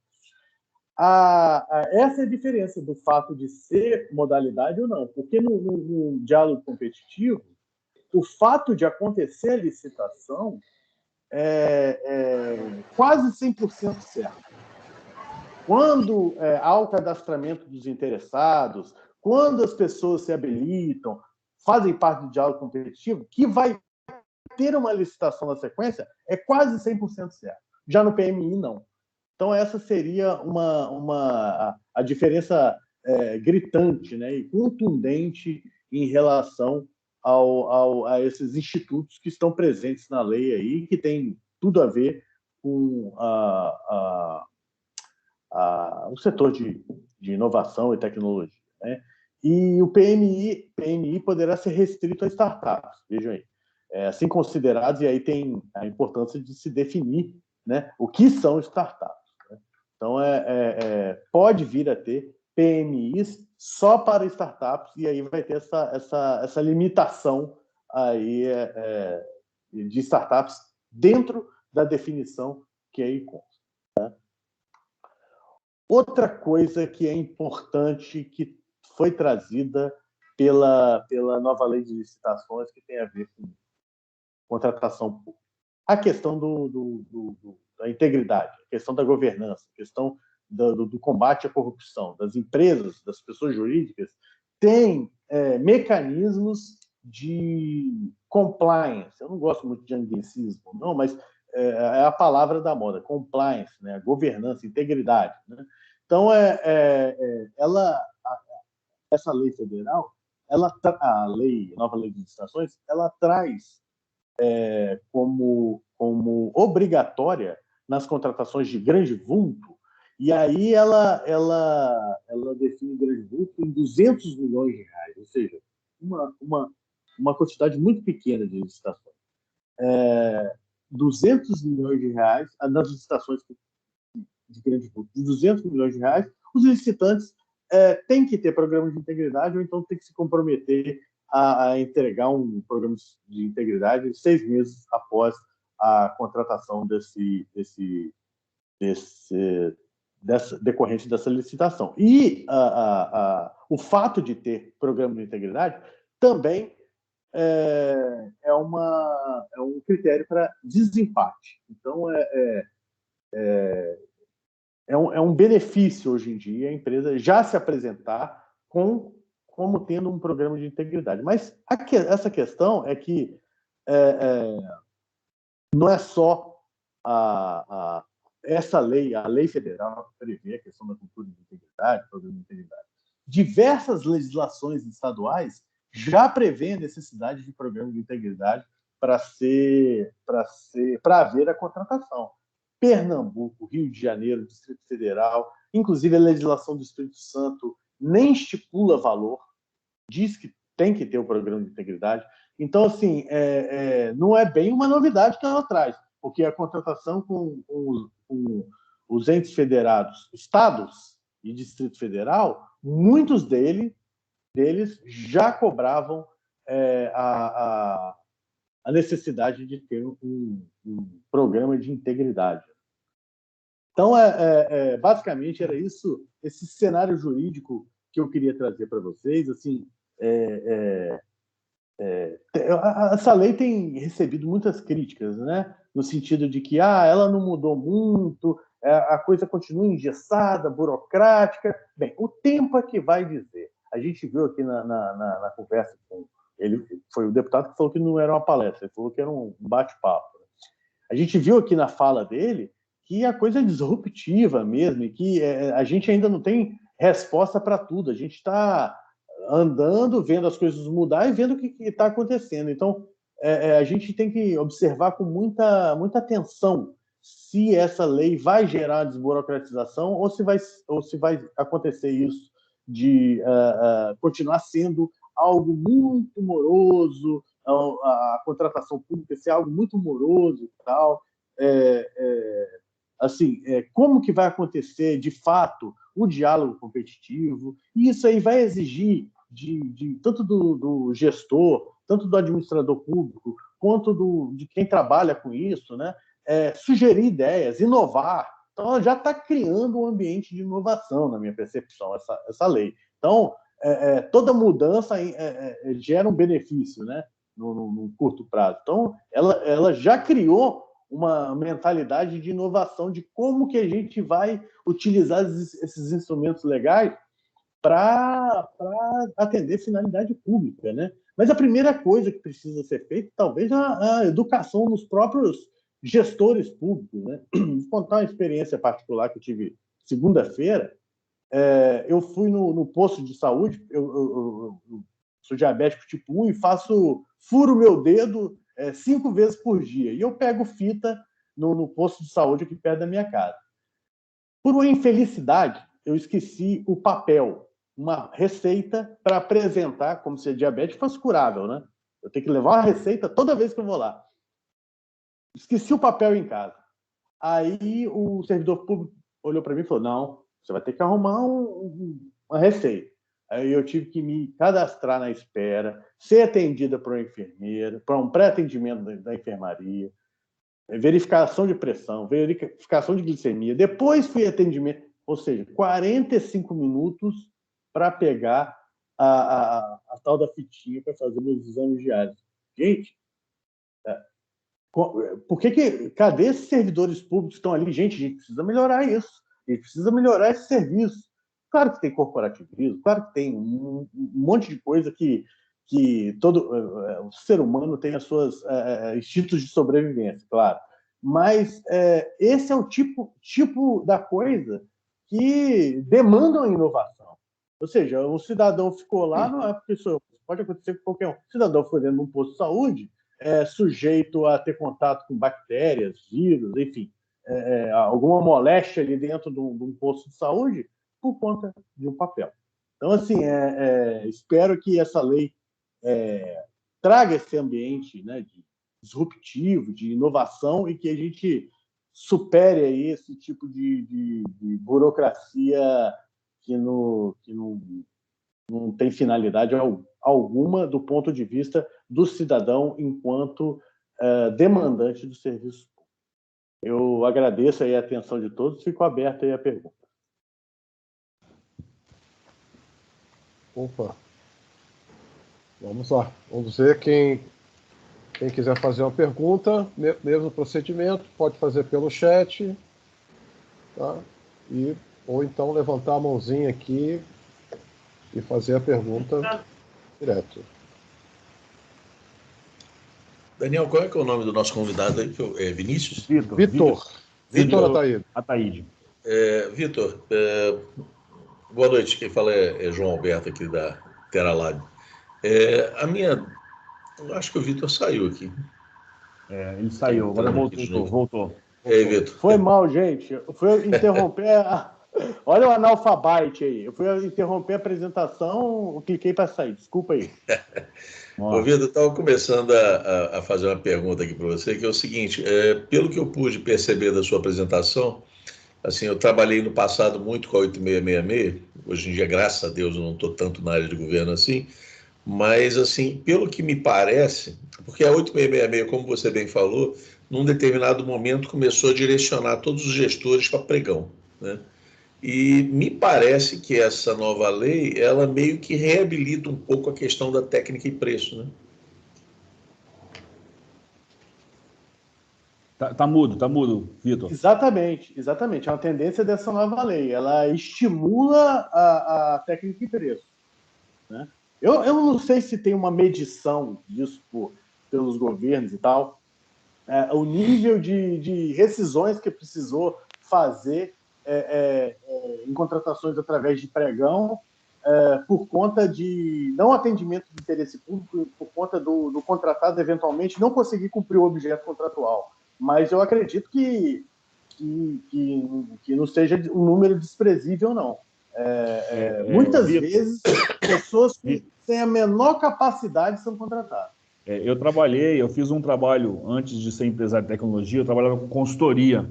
E acho que vale um relato para todo mundo nessa sessão. Eu fiz um trabalho para o setor de educação do Estado, no setor de obras para reforma e construção de escolas. E eles tinham exatamente esse problema, porque eles erravam na formulação do projeto básico para contratar, no termo de referência, e acabavam sendo induzidos pela PGE a ir para o pregão. Contratar uma obra pública para o pregão, entendendo que o projeto básico estava bem documentado, estava bem detalhado, e era o suficiente para estabelecer um preço.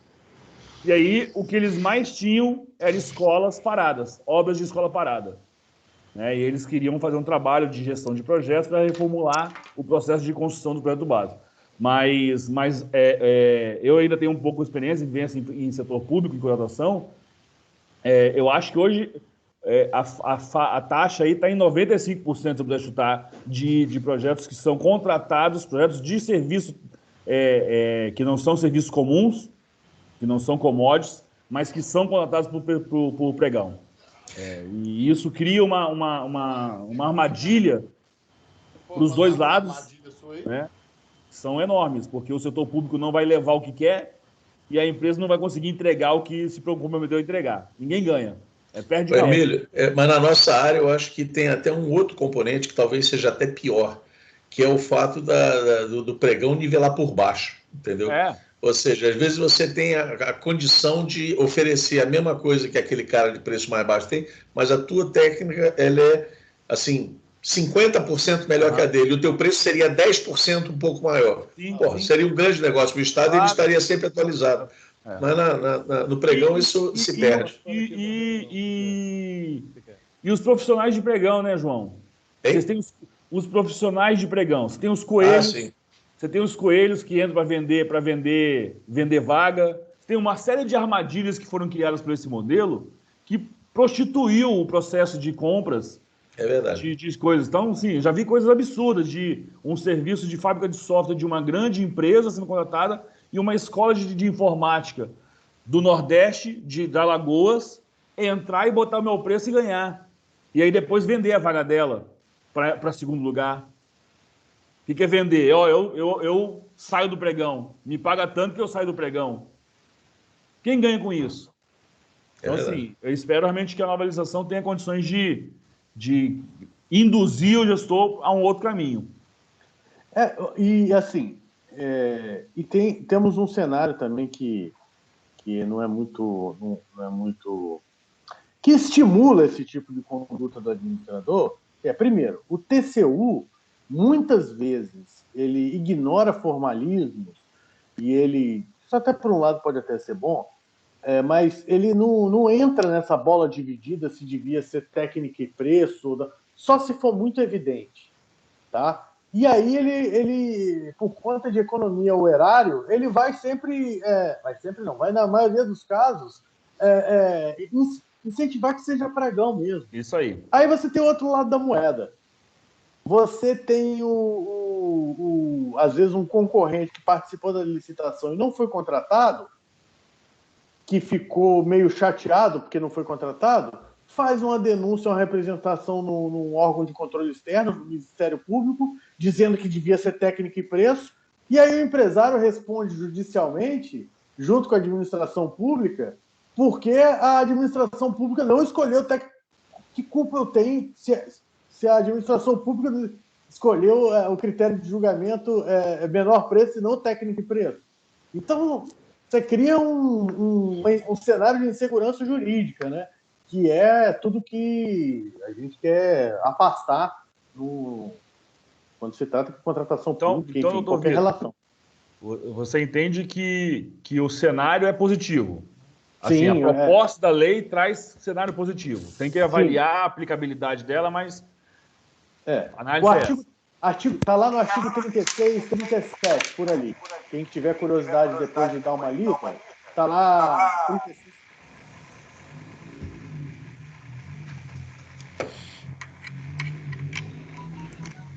Oi? Ok. Tá. Desculpe aí, porque estava um ruído aqui, eu estava querendo descobrir. Parabéns. Mais alguma pergunta, gente? O assunto é bem polêmico, tá? Mas como foi bem dito aqui, como é uma lei que ainda está em trânsito, né, vamos dizer assim, durante 2 anos a gente vai concorrer paralelamente. Aliás, é uma coisa aqui no Brasil que eu não consigo entender. Criam-se leis novas e se colocam ela para trabalhar em paralelo com as antigas.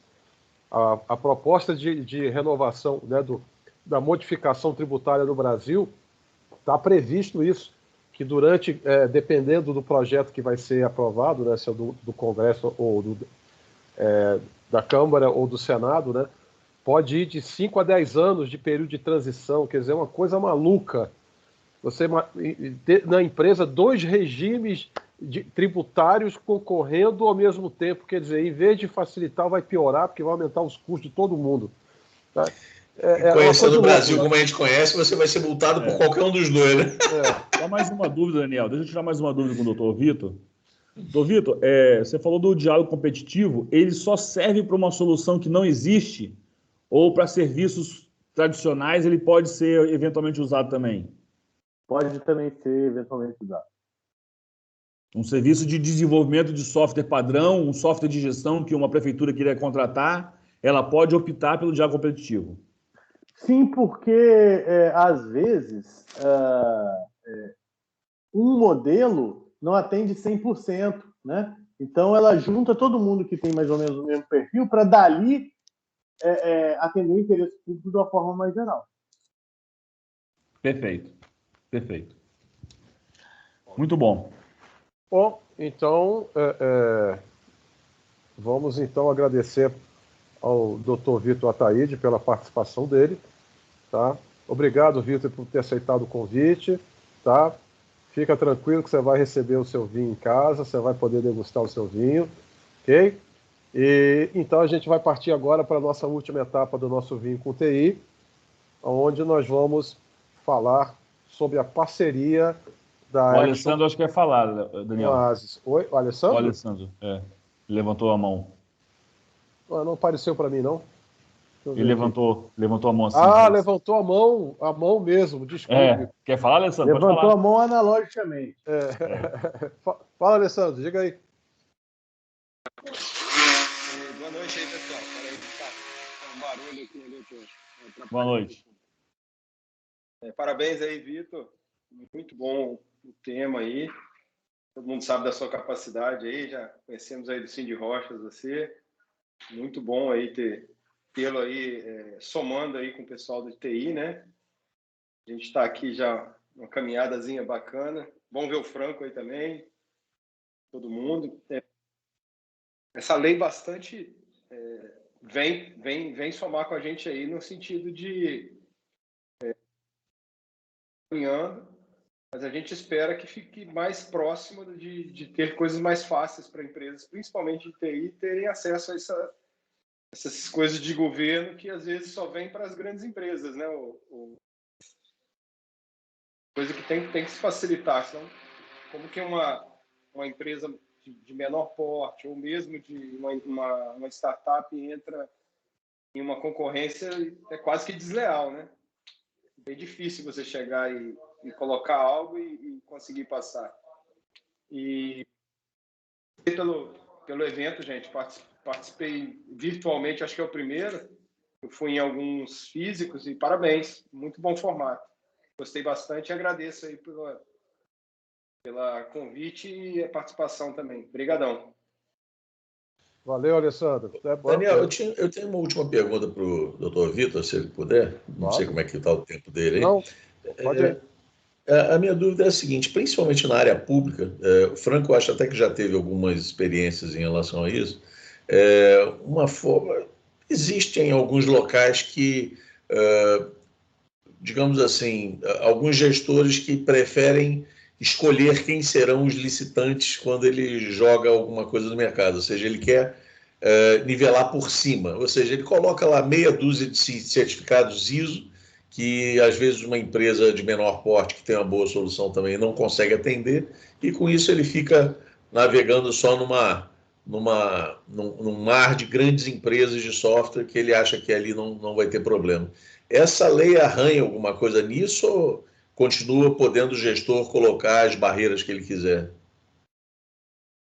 Olha, de uma forma geral, toda decisão administrativa ela deve avaliar as consequências de sua tomada, né? Então, como é princípio da norma ampliar a competição para que se alcance a maior vantajosidade para a administração pública, se houver exigências que eventualmente não sejam arrazoadas, sejam excessivas, isso aí é passível de questionamento, né?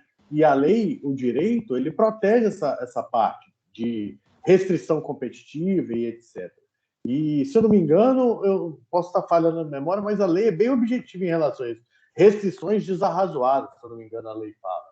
Então, isso aí, certamente, se você conseguir demonstrar para um órgão de controle externo, principalmente, como tribunais de contas, etc., que aquela exigência é demasiada, que é um formalismo exagerado, você consegue fazer esse tipo de controle e suprimir isso. A gente, aqui no escritório, às vezes, a gente, volta e meia, a gente leva à apreciação do Tribunal de Contas da União exigências que são desarrazoadas, são demais, né? Às vezes, o cliente tem uma proposta mais barata, mas ele não é habilitado por conta da exigência. É um jogo, enfim, às vezes até contraditório, né? Porque a gente estava falando de técnico de preço e depois tem que argumentar que o mais barato é melhor por conta daquela certificação. Enfim, mas tem exigência que de fato é desarrazoada. Então, essa lei ela deixou esse combate mais evidente, né? E isso, sem dúvida, é algo que é observado pelos tribunais e é feito, sim, esse controle. Ô, Emílio, eu queria pegar esse gancho desse assunto que eu coloquei aí, pelo seguinte, tendo em vista o que o deputado Felipe Rigoni falou antes e depois dessa palestra do Dr. Vitor, eu acho assim, que está se abrindo um leque de oportunidades, eventualmente, na área pública que boa parte das pequenas e médias empresas não imaginavam que poderia ser aberto. Então, talvez assim a gente reforçar aquele programa de ISO certificação, de ISO 29110, seria, baseado nisso que o Dr. Vitor acabou de falar, talvez fosse uma plataforma de apoio para você, numa eventual licitação, poder dizer, olha, eu não tenho a ISO 9000, mas eu tenho a ISO 29110, porque ela se adequa mais ao meu tamanho de empresa. E aí você tem uma base legal para discutir isso que foi, entendeu? Sim. Muitas empresas que eventualmente podem ter se certificado no passado, podem não ter se atentado à recertificação nas datas certas e podem hoje estar fora do compliance, entendeu? Fica aí como sugestão aí para a Action. Legal, João. Ô, Vitor, obrigado. Bom, então... Eu que agradeço a oportunidade aí.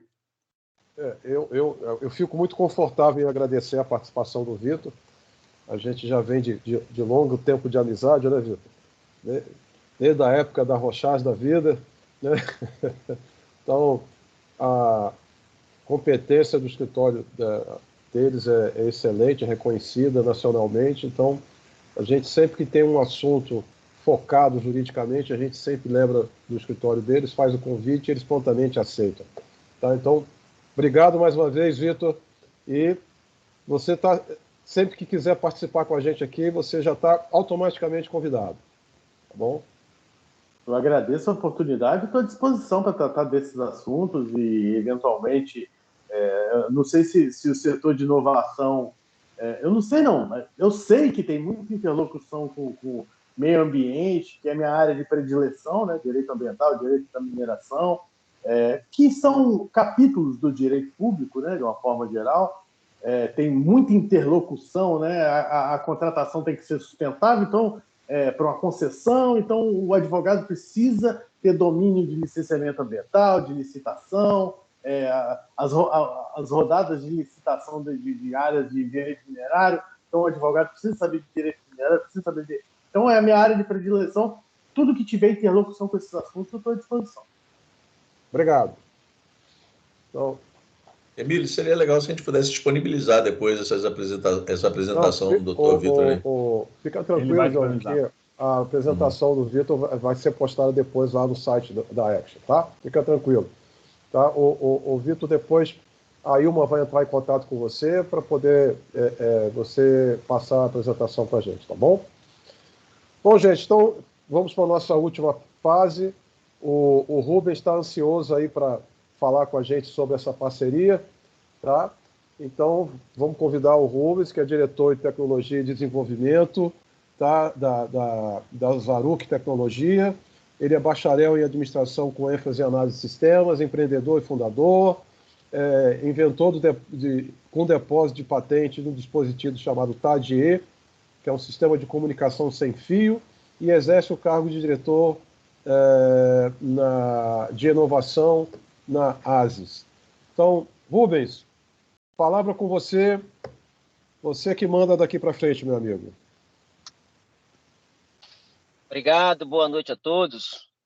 Bom estar aqui com os colegas da Action, como associado à Action, e também vim aqui representar a ASIS, né? Nosso presidente é o Cícero Moro, ele estava ausente e pediu que eu representasse ele nessa assinatura desse termo de convênio que foi feito entre a Action e a ASIS, né? Então, para mim é um prazer, depois de ver essa apresentação e a conversa do deputado Felipe Rigoni, do Dr. Vitor, então, muito bom, né? Principalmente ver a conversa do deputado Felipe Rigoni a respeito do que a gente precisa fazer, ampliar melhorar o nosso ecossistema aqui de inovação como um todo, né? Criar mais ambientes, assim como exemplo do Finds Labs, e a capacitação de pessoas. Então, isso é um dos assuntos que nós, da ASIS, que a ASIS hoje ela é uma associação que representa diversos segmentos, né? Então, de serviço, comércio, indústrias e afins. Então, são empresas diversas que são associadas da ASIS. E o nosso papel é estar fortalecendo, né, a competitividade dos empresários do município de Serra. Não só dos empresários do município de Serra, mas também estimular que se criem novos negócios. E que nesse foco, né, iniciou-se um movimento em 2017 que chamou-se o programa Inova Serra. E através desse movimento Inova Serra, que a Associação de Empresários da Serra, juntamente com a academia puxada pelo IFES Campus de Serra e a Secretaria de Desenvolvimento do município, né, que é a SEDEC, e criou-se as Tríplice Hélice e iniciamos assim a formação colocar em prática esse estímulo à inovação no município de Serra também. Para quê?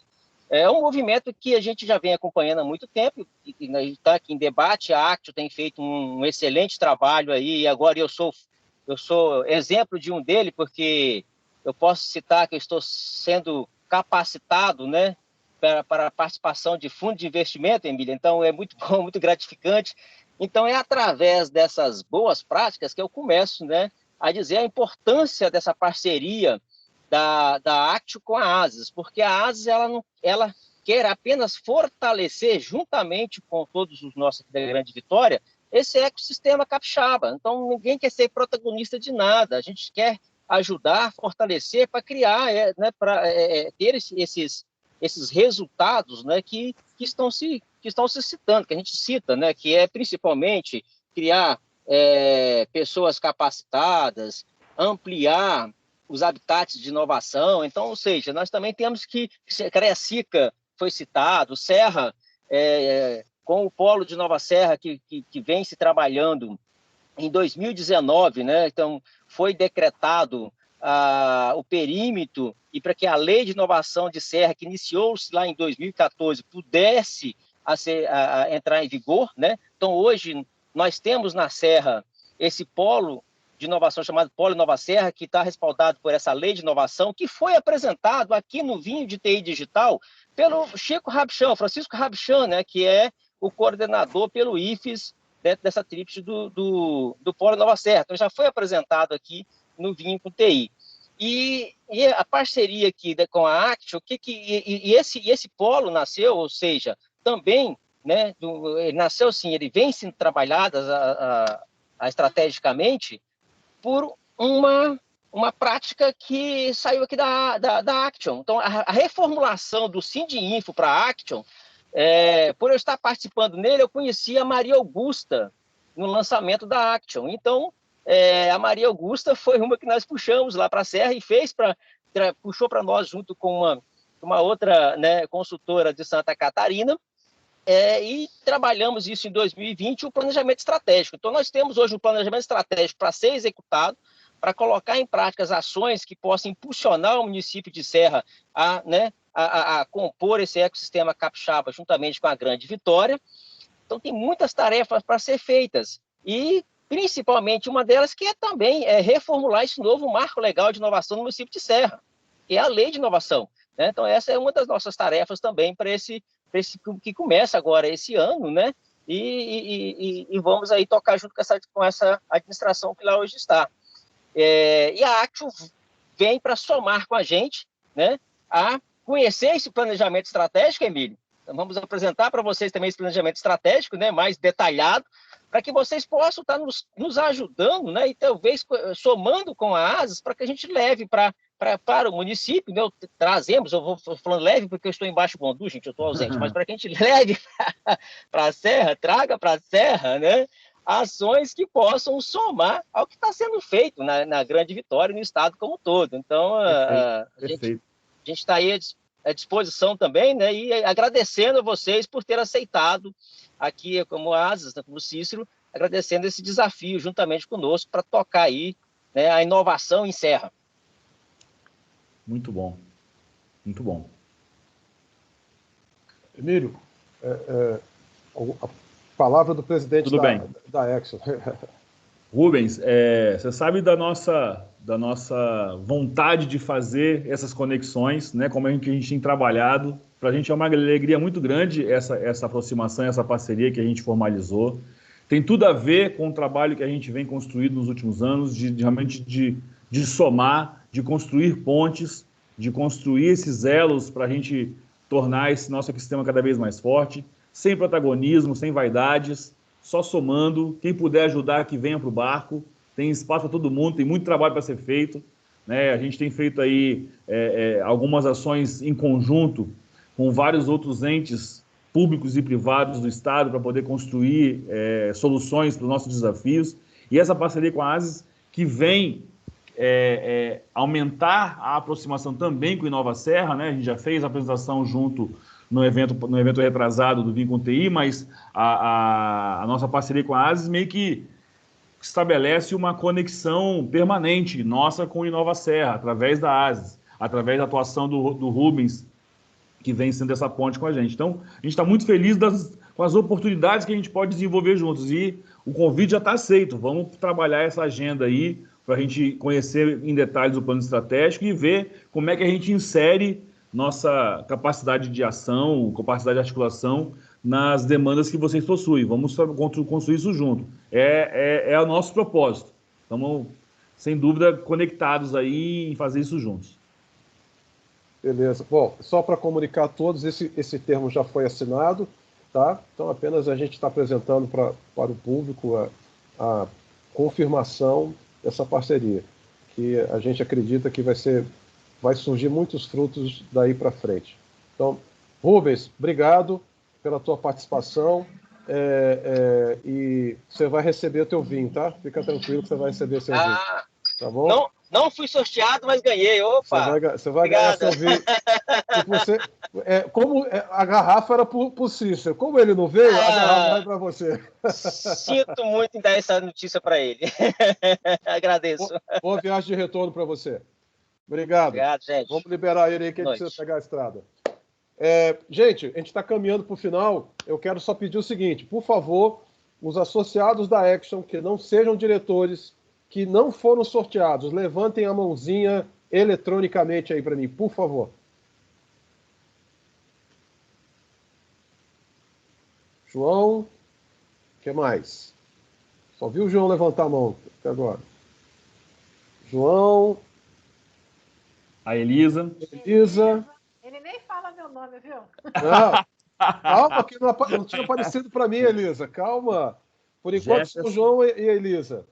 Jefferson também levantou. Cadê? Não está aparecendo, não. Até 5 não precisa sorteio, não. Eu vou levantar novamente, hein, Daniel, porque eu não ganhei como associado também, não. Pode levantar. Rubens, vaza, Rubens. Não, vou esperar. O Alessandro está aqui, o Alessandro. Quem mais? Dona Uma. Acho que é isso. É o Jefferson. O Jefferson, Elisa, João e o Alessandro, né? Isso aí. E o Rubens. Então, esses 5 receberão as garrafinhas de vinho por estarem aqui com a gente até esse momento. Tá? Elisa vai abrir um barzinho, né, uma casa de vinho. Concorrente da Wine. Gente, então, olha, eu agradeço a presença de todos, a participação de todos, e eu quero fazer um último convite a vocês. Dia 29 e dia 30, semana que vem, dia 29 e dia 30 de julho, nós vamos ter a primeira rodada de empresas de informática com fundos de investimento aqui em Vitória. Tá?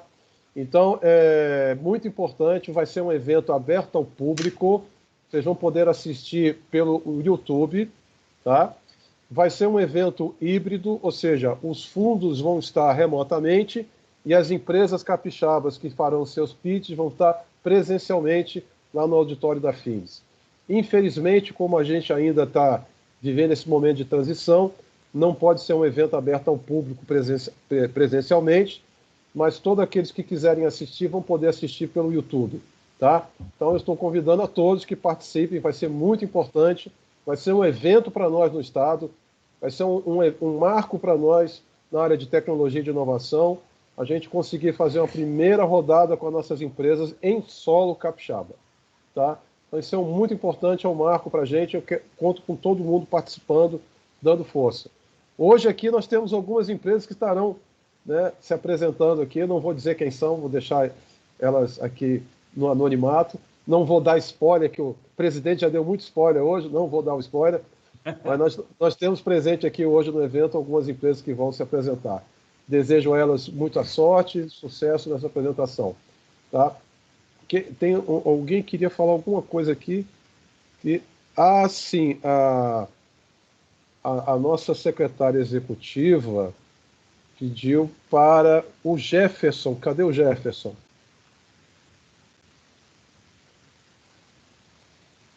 Jefferson? Cadê ele? Opa. Jefferson, por favor, coloca o seu telefone no chat aqui, tá? Para que a nossa executiva possa entrar em contato com você, por favor. Tá bom? Perfeito. Então, gente, agradeço a todos vocês. Né?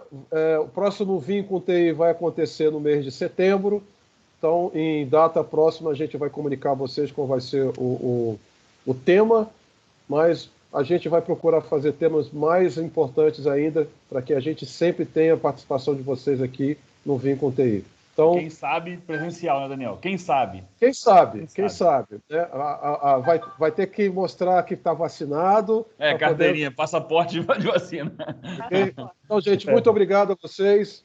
Um tintim, um bom Vinho com TI. Boa noite a todos. Obrigado. Abraço, valeu, pessoal. Um abraço. Um abraço, gente. Tchau, tchau. Valeu, pessoal. Obrigado aí. Um abraço. Boa noite a todos. Um abraço. Boa noite aí. Parabéns aí pelo evento.